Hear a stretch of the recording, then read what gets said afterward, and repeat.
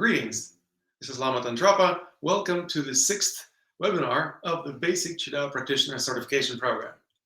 I'm thrilled that you have made so far along the path of your studies with me and that you are about to learn about one of the most important aspects of our field of studies, and that is the study of holding patterns. That's right. Now, you've probably already noticed as you were exploring harmonious cultural movement and learning how to send energy waves in different directions, that there are some areas of the body that aren't as comfortable. Perhaps there is some tension or even pain. Perhaps you've noticed some limitations in your range of motion or flexibility. All of those usually are a result of having a holding pattern of tension in your body. What is the holding pattern? Usually, the tensions are not just localized in one and only part of the body, even though it may feel uncomfortable in that specific area. Because, as you probably know, there must be also counterbalancing tensions in other parts of the body. Otherwise, we would be really crooked, or we would not be able to stand and balance, we would be falling over all the time. You also know that a lot of people hold tensions in their bodies unnecessarily. And by unnecessary tensions, I mean that they don't really need to have the tension in order to be balanced. Most people hold tension in their bodies not because they are in alignment, but rather because they're out of alignment, because they struggle against the gravity force and also against the flow of Qi, their own energy, life force that would make them alive, but they actually struggle against it. I've met many people who would spend 80 or even 90% of their energy resources just fighting against the flow. What does it look like? It looks like this. Sometimes it looks like this. Sometimes it looks like this. Sometimes it looks like this. And a variety of other ways of holding yourself that you may cause yourself unnecessary tension. So what we discover through our studies is that most tension, if not all, is frozen movement. In other words, you could be moving somewhere, but by tensing up, you stop yourself from moving. By tensing up, you created a restriction in your movement. Why would we want to restrict our movements? Well, we don't do this consciously. Most people experience holding patterns completely unconsciously. As a matter of fact, if you become conscious of a particular tension in your body, most likely you won't be holding it for very long because you will just get sick and tired of holding that tension. So you will let it go and allow the natural spontaneous movement to flow freely. The tension is frozen movement, which means you could be moving if you were to express yourself fully, or if you were guided by the flow of things and you were in the flow. But instead, you are resisting the flow by tensing up. How else would you resist the flow? There is only one way that we can really constantly resist the flow is by tensing up and pushing against the flow of energy. I would like to invite you to do a little visualization, and that is a simple imagination exercise in which you imagine yourself surrounded by an energy field. In Chinese medicine, that would be referred to as the Wei Qi, or the external energy. And essentially, it's like a bubble, but it's not always perfectly round. It's not always perfectly symmetrical. Often this bubble is somewhat asymmetrical, and most likely, your physical body isn't residing in the very center of that bubble. Why? Because if you were completely centered, if you were completely balanced in terms of symmetrical distribution of the energy all around you, you would have no tension whatsoever. But most people who develop some pattern of holding tension do this because it's a somatic representation of their personality. In other words, most likely, as long as you have a personality, you have some tension in your body. If you develop this tension during the process of developing your personality, that may also explain why the personality development affects our holding patterns. It's because it basically creates certain restrictions. In other words, personality is not who you really are. Personality is who you pretend to be or who you are perceived by other people. So if you want them to perceive you in a certain way, you're probably going to hold yourself in a certain manner that will present you that way to the other people. If, for example, you were growing up and as a child you were told by your parents, don't run around all the time, stop horsing around, start being so obnoxious or rambunctious. Perhaps you eventually heeded their advice and started suppressing your desire to run or to do some other activities. Or maybe you were a really shy person as a kid and you were told by your parents, stop being so shy. Just talk to some people, just be a little bit more outgoing, extroverted. And that also created a certain imprint in your consciousness. And so as you were growing up, perhaps as a teenager, you started developing the qualities of your character that were a little bit more outgoing, a little bit more extroverted. But of course, that also perhaps affected you because it wasn't who you really were.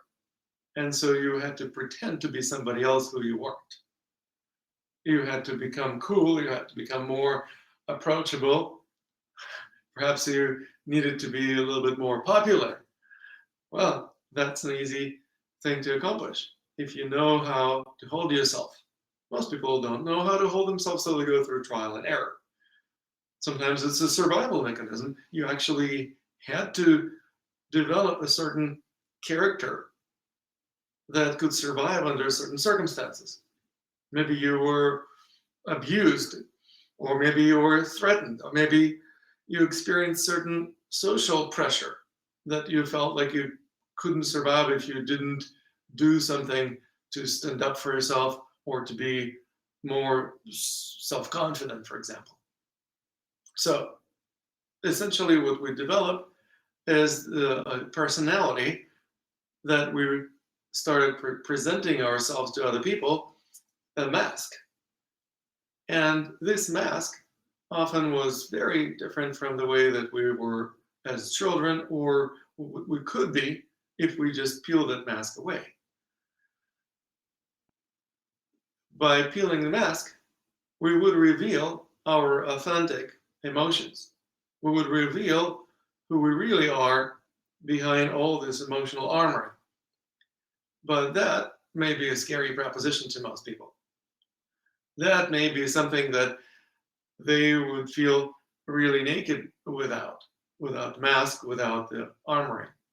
And so they essentially cover themselves up by pretending to be somebody who they think is going to be more successful or more acceptable or more respectable or less bullied. In other words, somehow we created ourselves in one way or another unconsciously. Most likely this was not a conscious effort to hold ourselves so that we would be more presentable. Some people do this, but very few.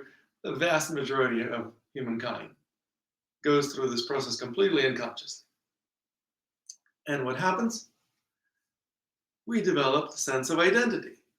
We become so familiarized with this pattern of holding ourselves. We become so indoctrinated in a way that we think we should be. So we start thinking of ourselves that way. we start developing a sense of identity, identifying with these particular ways of holding our attention. So much so that if you go to a massage therapist, and for example, the massage therapist relieves all your tensions, and you get up off the massage table completely relaxed, you probably won't feel like yourself. You probably will quickly revert over the course of a few minutes or maybe hours. You will revert back to your habitual pattern of tension because you will not know how to function without it. In other words, that mask became so stuck to your face, so to speak, that peeling it off seems unnatural. That's also one of the reasons why, as you were learning some natural movements and as a part of harmonious culture movement, you might have felt that some of them were not natural, even though what could be more natural than just moving in one direction or another by lifting the foot, for example, on that same side of the body. But it seems like it's so different from our habitual ways of being that we don't really recognize it as a natural occurrence. So that's okay. As a matter of fact, in our field of studies, we don't want to force what is natural. We want to experiment. We want to become clear about what really resonates with us and what doesn't resonate with us. If something resonates with us, we usually experience the sense of relief, and that manifests physiologically as a release of tension. That means that you discover something that really resonates with your energy, and where energy flows, you can step into the flow and be in the flow. Now, if the energy doesn't flow in a certain way, and you try to push the river that way, for example, or push the rope, so to speak, then it requires effort. It requires tension. If the flow is not going there and you're still trying to push the rope, you basically will be wasting quite a bit of energy and often not getting the desired result anyway. What's the alternative? Well, the alternative is to experiment. And our experimentation begins with the acceptance of the way we currently are. So instead of trying to get rid of tension, we actually fully acknowledge that this must have been an important survival mechanism for me. This must have been an important way that I develop my personality, my character. So we don't want to get rid of our character, our personality. We want to first check what it really feels like to embody this way of being consciously. In other words, just like we were working with individual tensions in the beginning of our program, when I invited you to tense up consciously, those areas where you felt tension unconsciously, that would create the ability to essentially switch from unconscious functioning of central nervous system that sends signals of contraction to those muscles without your conscious consent, so to speak. You would actually begin sending these signals completely at will.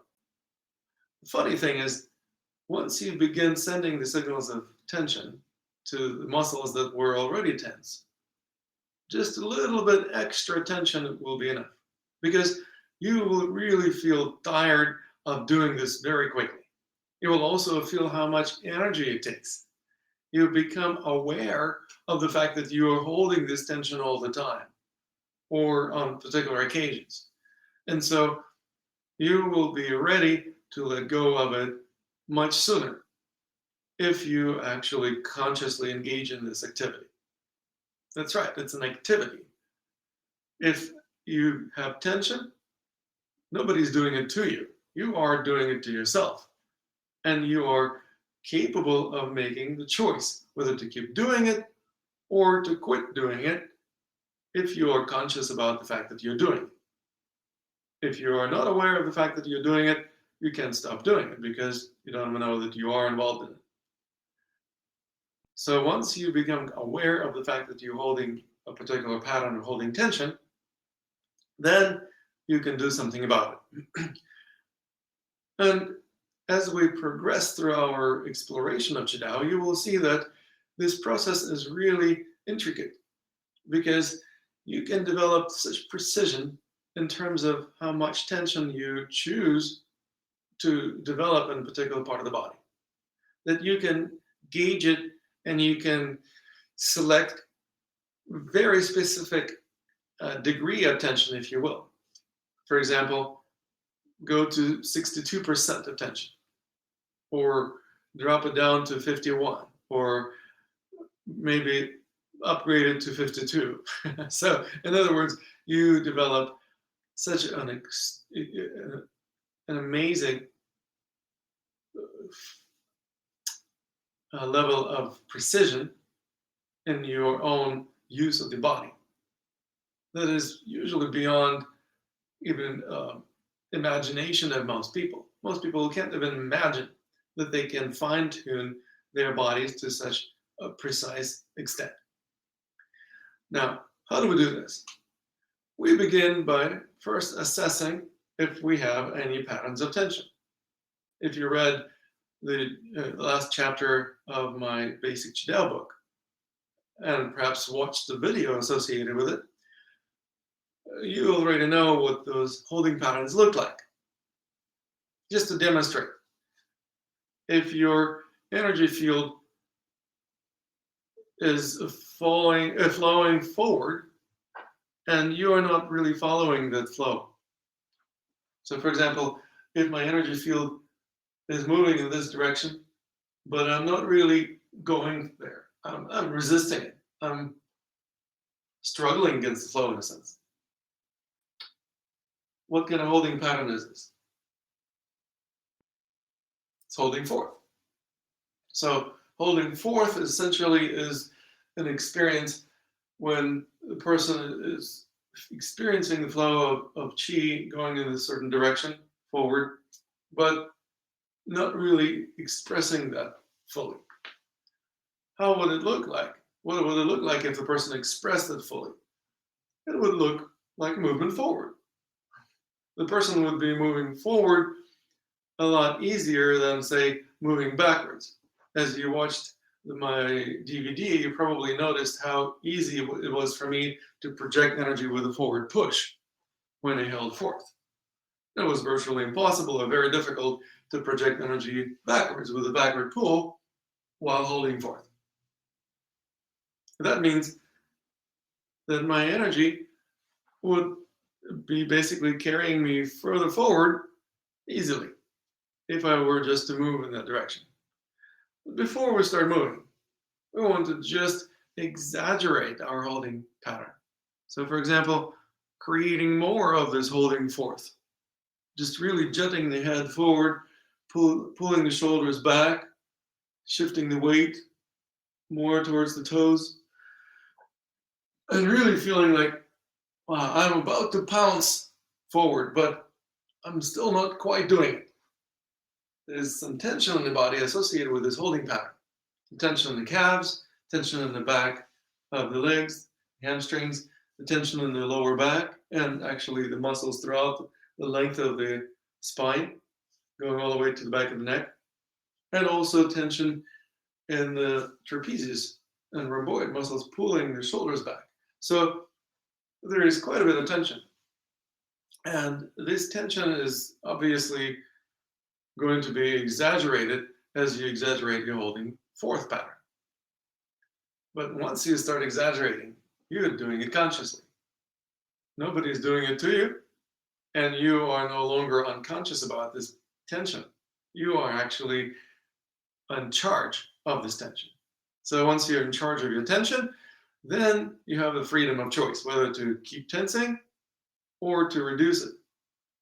Increasing tension or decreasing tension now becomes a matter of choice rather than feeling like this is happening to you. And as you choose to increase or decrease tension, you will become a connoisseur of tension and relaxation. Now, I'm not going to tell you that you should drop this tension completely because, like I said, you may not feel like yourself. So, you may actually want to experiment with finding a specific degree of tension that seemed to be most appropriate for you at this particular moment in time. Now, this particular moment in time, you have certain energy that you identify with, that you channel through your system. In a sense, we are like radio receivers. We can tune into a particular frequency and channel whatever the radio station is broadcasting. Now imagine that the universal flow of things, the Tao, is also like a universal radio station. And it broadcasts on all the possible waves. Now, we don't tune into all the waves all at once. We have tendency to tune into a particular station or a particular frequency on which we channel a certain way of being, so to speak. Or as in Buddhism, it's referred to as a realm of existence. So you may operate on certain frequency of consciousness, and that will determine how you exist. You may exist in the realm of hungry ghosts, for example. Basically, people who are constantly pulling energy towards them because they feel like there's never enough. Or you may be an animal realm, and you may be feeling like you're ready to capture prey or run away from a hunter or just simply engage in some animal frolics. This obviously would translate into different holding patterns. You may also find yourself, for example, in a realm of asuras, and in Sanskrit, asuras are like demigods that have a lot of pride and have a lot of self-esteem, and perhaps also they have something to be proud about because they've achieved something in their lives, but that often leads to another holding pattern, the pattern called holding up. So you may be holding yourself up, either being really proud of what you've done, or maybe pretending to be proud. In other words, you may feel like you're not really proud of yourself, but it's your survival mechanism. You have to be this way so that you would be either accepted or respected. And so what happens as a result of tuning into a particular frequency of energy is that we often get so used to channeling that particular frequency, we forget that it's just one of many. And we get stuck in a particular energy center associated with the frequency, also known as chakras. In our intermediate program, we'll have the whole module dedicated to the exploration of chakras and how they relate to the different states of consciousness, which manifest somatically in form of certain holding patterns, and how to work with them. Now, I'm just going to introduce to you the idea of misalignments, of physical body not being in the center of energy field. If your physical body, for example, is holding out, well, that's another expression of the physical body not being in the center of the energy field. If my energy field is symmetrical all around me, I'm centered and there is no tension. But if my energy field, for example, is shifting, it's flowing somewhere, but I'm not flowing with it, I'm resisting. Guess what's happening? I'm holding tension. My physical body is no longer at the center of the energy field. I'm not feeling centered. And therefore, I hold tension. As we develop these holding patterns, they essentially become so indoctrinated or so embedded in our consciousness that it often takes certain process to reveal our way of being more neutral and more centered and undo the tension. The process that I'm talking about, it begins with acceptance. But then the next step would be, once you've accepted yourself the way that you hold yourself, and you may even exaggerate it a little bit, you may start experimenting with releasing some of that tension on purpose. And the funny thing about it is that if you release some of this tension, you may enter in an altered state of consciousness. Or you may simply experience some of the emotions that were suppressed by this pattern of tension and the state of consciousness that it was associated with, as they start bubbling up to the surface. And you may actually start experiencing spontaneous eruption of the emotions. Now, in China, people aren't expected to be emotional. And so they often use this term as a label that is put on people who actually experience this emotional release. They call it Qi deviation. They actually believe that you experience some negative deviation of Qi from normal if you start experiencing spontaneous flow of energy, spontaneous emotional release, and that is not acceptable because in China, society is just as domineering, as controlling of the individual as it is in the West, or even more. Because under the communist rule, the health of society is considered much more important than the health of an individual, even if the individual is seriously suffering under suppression. So, luckily enough, we're not in China, and we can express our emotions.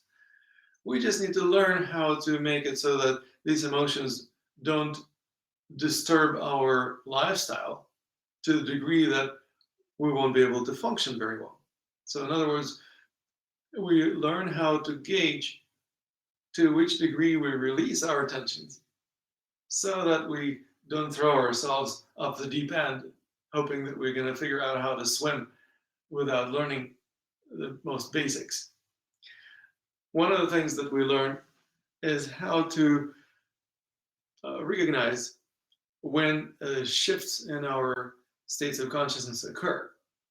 For some people, it's going to be a radically new experience. Some of us experience shifts from one state of consciousness to another more or less regularly. As a matter of fact, I would say that most people are not stuck in only one holding pattern forever. Usually they have a primary holding pattern, but they may also have a secondary holding pattern. And they switch from one to the other more or less on a regular basis. They sometimes may have a tertiary holding pattern that they will default to when these two holding patterns aren't being utilized or activated.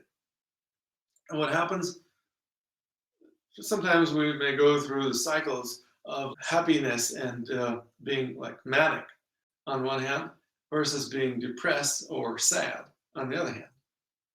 This manic depressive can be diagnosed as a personality disorder, but it may also be simply the trait of personality that many people go through. They may also experience some other shifts. For example, people may have love-hate relationships. You know, they may have an expression of love and joy, but at the same time, a different holding pattern kind of in the background, which when it becomes revealed, will pull them in the opposite direction. So they may experience hate, or they may experience disgust, or they may experience some other expression of unacceptance. And so essentially, what we discover through this exploration of different states of consciousness is that if the holding patterns go through some changes, then we can capitalize on these changes. We may start feeling like, wow, I'm either going to fly off the handle, shifting from one state of consciousness to another, or I'm going to really free myself from being stuck in this particular paradigm of thinking or this stereotype of consciousness associated with this bipolar use of my energy. For example, instead of experiencing just the shifts in one dimension, we can recognize that there are other dimensions that they also become available to us. And so we can shift along different dimensions. So, for example, we can experience a love-hate relationship, and then we realize, well, it's kind of interesting because love may also be associated with joy, and hate or hatred may be associated with being depressed or just not feeling happy. Then what we go through is already not a one-dimensional switch from holding forth to holding back and just going back and forth like this over and over.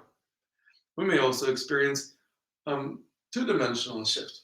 So we may go forward and then we may go up.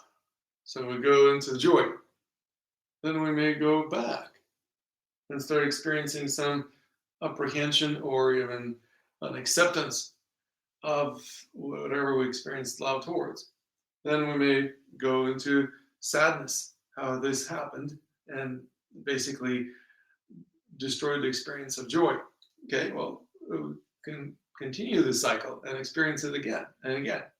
Or we may achieve something by putting more energy into it, which will disrupt the cycle.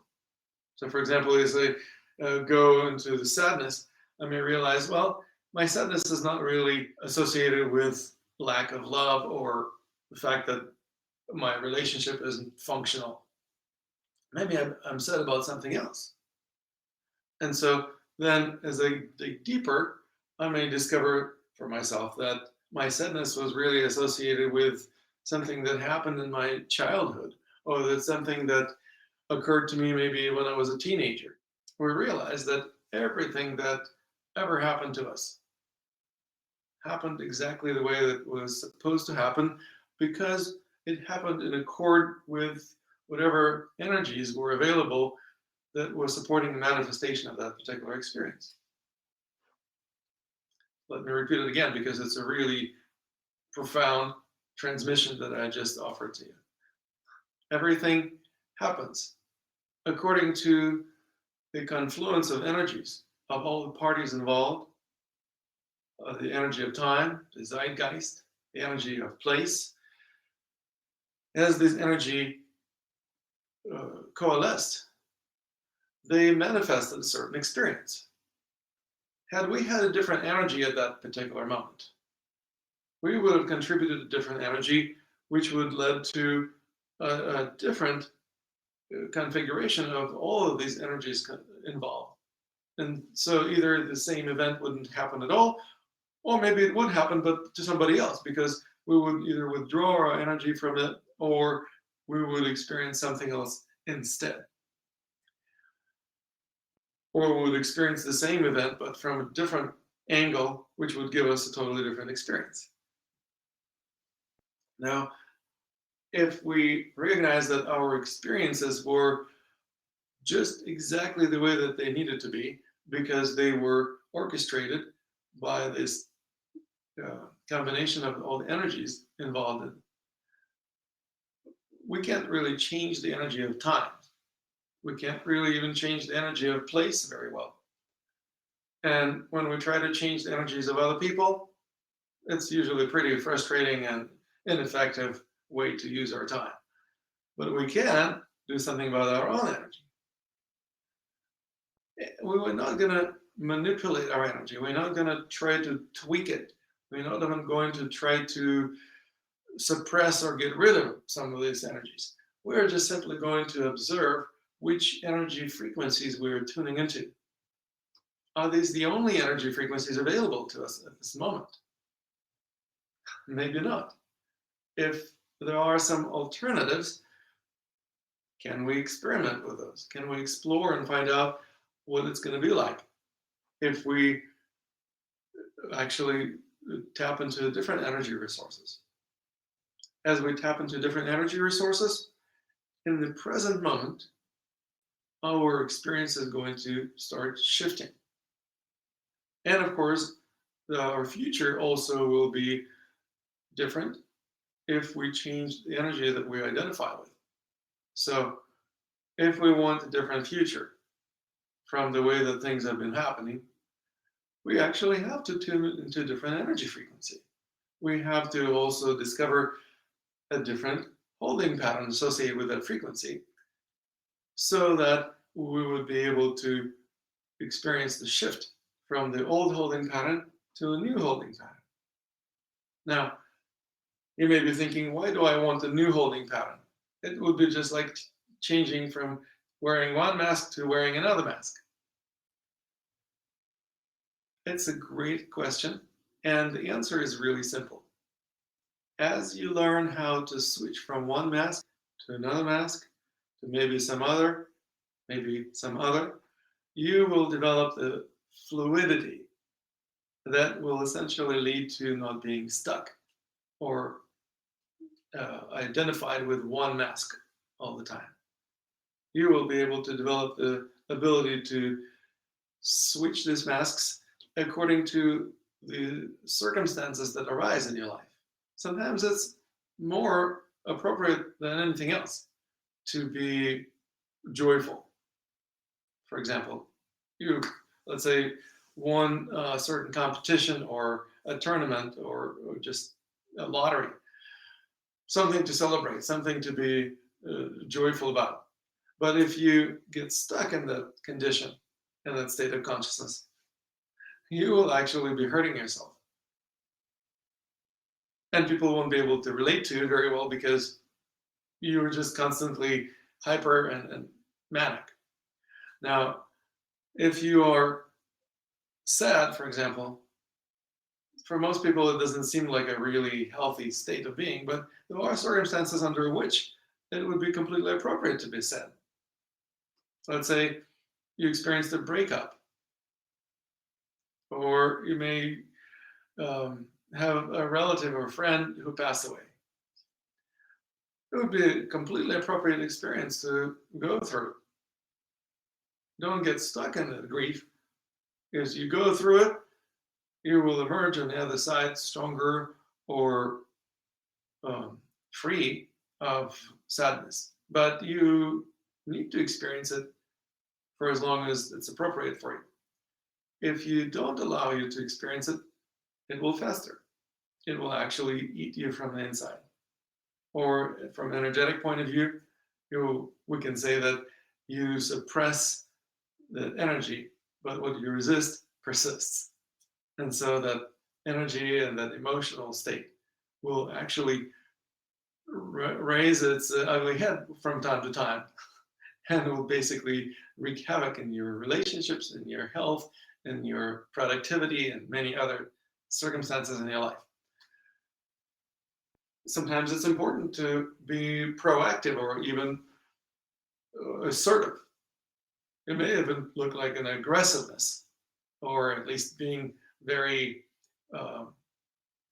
ambitious. But this ambition may be driven by curiosity, or may be driven by passion. And in that case, you can experience and go through this process of passionate action. It's not going to last forever, hopefully. But at the moment when it's appropriate, you actually allow yourself to express itself fully. And as you discover for yourself how different circumstances in life require different states of consciousness, you may become much more fluid, become much more easily adapted to whatever life presents to you. You may not know what would be the most appropriate way to be under each and every circumstance in life, but at least you develop a certain degree of proficiency in using yourself and your energy and your physique in a way that is more appropriate and more effective. And as you continue doing that, you will develop greater sense of mastery. So mastery, according to my own personal definition, is the ability to perform with ease and gracefulness those things that appear to be difficult, challenging, or painful for most people. Now, when you develop this level of mastery, of course, it doesn't mean that you reached mastery and that's the level from which you will never descend or you'll never take any step back. You may backslide and you may progress further forward. You may step back again. So, in other words, it's not a destination, it's the journey of mastery. It's the process of mastering that matters. And as you become more and more skillful at mastering things, at mastering what it's like to be a human being, you will become much more masterful. And so that's essentially what our art is all about. It's about becoming a masterful human being, becoming a masterful expression of your energy, and also developing the ability to adapt to the circumstances in your life with such a degree of flexibility that seem to be impossible to most people.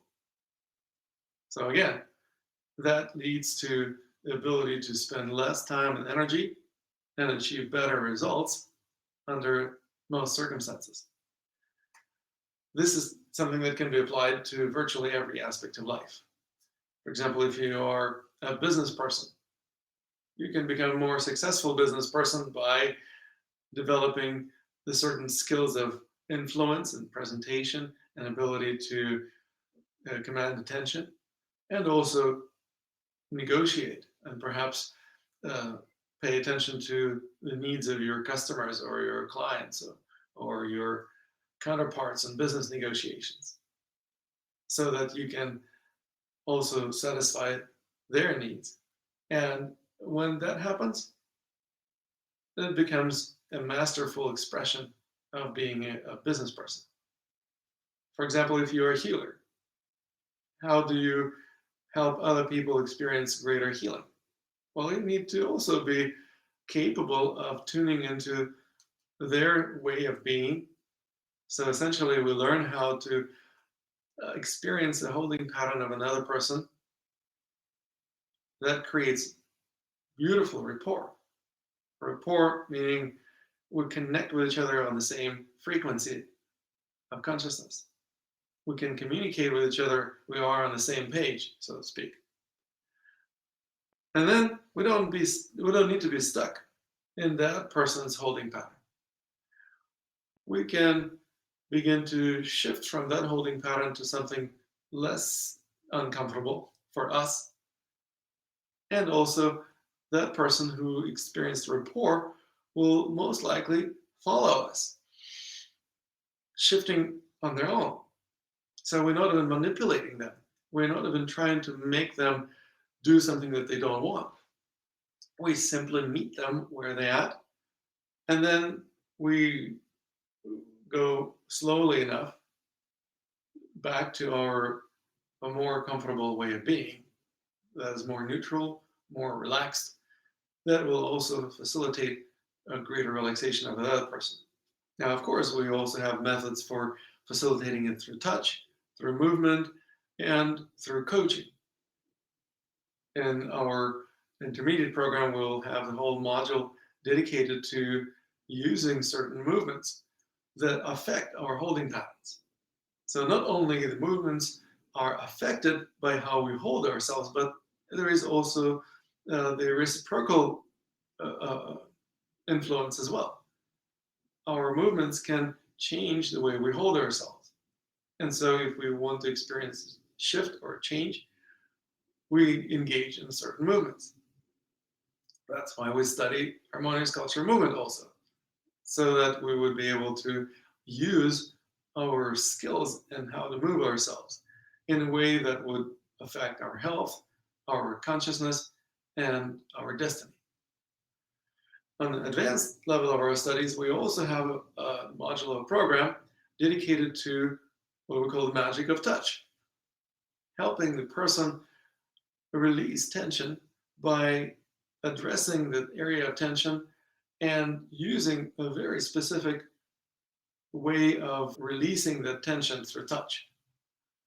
We also learn how to do it to ourselves so we can experience the benefits of applying this magic to our own bodies so we can release our own holding patterns.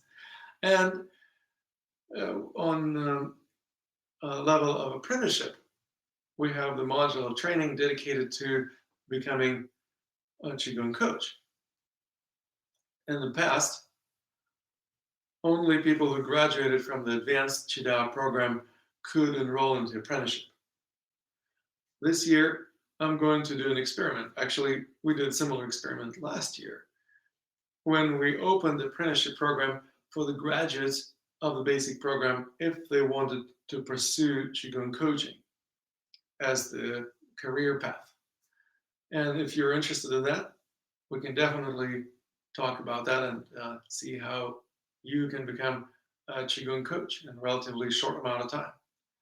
We also want to continue diving deeper into the understanding of our holding patterns, which will essentially lead us to developing a very intricate vocabulary of understanding what's going on with us or with other people on such an unconscious level that we can essentially read people's minds. We can understand what's going on with that person just by looking at them. We can also recognize what they're capable of, what to expect from them, or what not to expect, or recognizing that they have certain areas of strength and weakness. Those areas of strength obviously can be capitalized upon.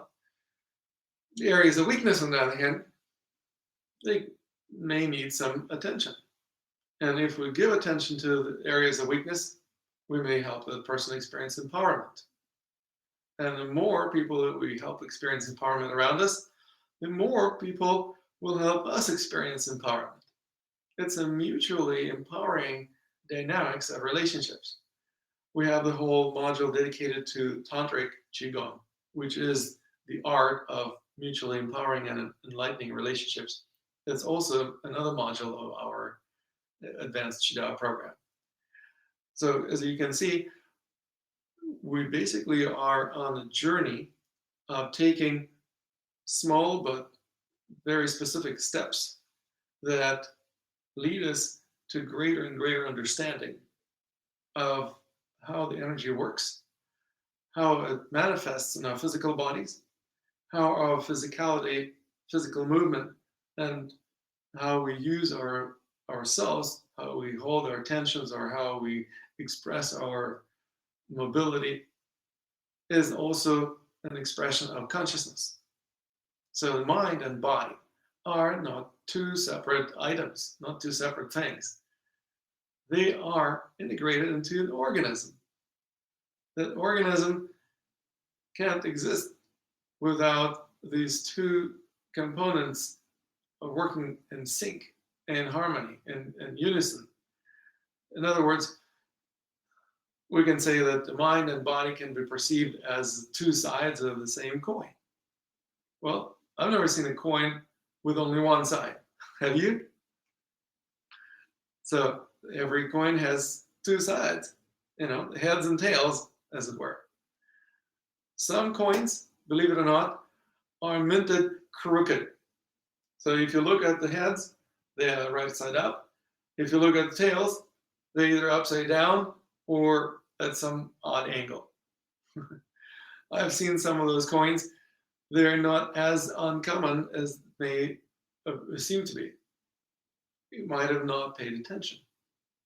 Now, once you start recognizing that our own organisms may also have this discrepancy, this misalignment between the mind and body, then this gives you a strong impetus and an invitation to pay attention to the stuff that the coin is made of. If we look at not just the superficial appearances of what's minted on one side or the other side of the coin, but actually look at the substance, what the essence of that coin is, we recognize that the essence is energy. That's what keeps the mind and body together, the life force. That's exactly what we study in our field of studies in Qi Dao. We study how to work with energy, which manifests either somatically or psychologically, or most likely both. And as we work with energy, it creates effect on both psychological and somatic manifestations. That, in a nutshell, explains why we do things the way we do things, what it is that we are going after, what's the primary objective of our art, and also how to achieve that objective. In case it's not clear to you, the primary objective of our art is not only to bring the mind and body in alignment, but to really develop awareness of the energy that we are all made of. That's everything in this universe is made of energy. And we also recognize that just like in dreams, in our daily life, everything that may appear to be made of solid matter, or our perception gives a certain perception of different objects. What we think objects or certain images are nothing but energy. And then we begin to recognize that the dream nature of reality allows us to awaken to this whole dream that we call our daily life. Now that is the primary objective. Awakening to the dream nature of our existence is something that we often refer to as enlightenment. However, a lot of people think of enlightenment as also the destination, as at the end of a certain journey. So they think that they are on a path to enlightenment. Just like I mentioned mastery a few minutes ago, enlightenment is also not a destination. It's the journey itself. We are on a path of enlightenment rather than path to enlightenment. We can actually experience enlightenment incrementally on a daily basis. We can experience certain awakenings.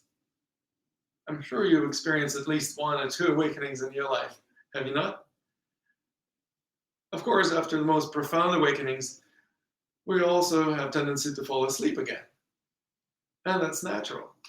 So instead of fretting about it, instead of feeling guilty or confused about how asleep we may be sometimes, we accept it fully. We just simply recognize that there are certain things that we may do that facilitate awakening. And so if we do more of those things, we'll experience awakening more frequently or at a deeper level, and may not fall asleep as often. There are also plenty of things that may hamper our awakening or facilitate falling asleep in this dream we call life. So basically, moving through life as sleepwalkers. I'm sure you've met plenty of people who appear to be solidly asleep. Now, there are certain things that we can do to facilitate falling asleep. And many people do a lot of those things. If we are aware of those things, we have freedom of choice, whether to keep doing them or to stop doing them. Because in most cases, it's not something that's been done to us. We are putting ourselves asleep. Yes, it is very similar to tension. If we know how to work with tension like this, then we can translate the same skill to working with falling asleep and awakening. Now, you can probably recognize how we are taking baby steps along this journey, but we are developing certain skill set. And with the skills that we develop, the journey will become a lot more fun and also easy to travel. That ease of traveling along the path of enlightenment is associated with being in the flow. So that's something that our art is also dedicated to. Being in the flow, feeling how this flow of energy propels you along this path. You will be able to receive initiation into the practice of empowerment, the practice that is specifically dedicated to experiencing the flow, feeling the flow of things and allowing the flow to guide you in your expressions and your experiences so that you can be in the flow. That is the practice of empowerment, which serves as the important cornerstone of many other more advanced practices in our art. Without practice of empowerment, it's challenging to progress much further. That's exactly why you need to come to Portland, if you're not in Portland already, and receive initiation from me, because I don't do initiation long distance. It needs to be done face to face. However, you have a way to prepare yourself. As a matter of fact, Qi Dao initiation is also the name of one of the tracks on my meditation CD. And as you go through the guided meditation more than once, you will receive a certain dose of initiation that basically serves as a preliminary practice, as a first stage in the process of initiation. As you get more and more comfortable doing that meditation, it will make it easier for you to receive initiation and benefit from it fully when time comes to receive it firsthand. Until then, I look forward to working with you again in our coaching sessions and wish you the best of luck with exploring your holding patterns. Namaste.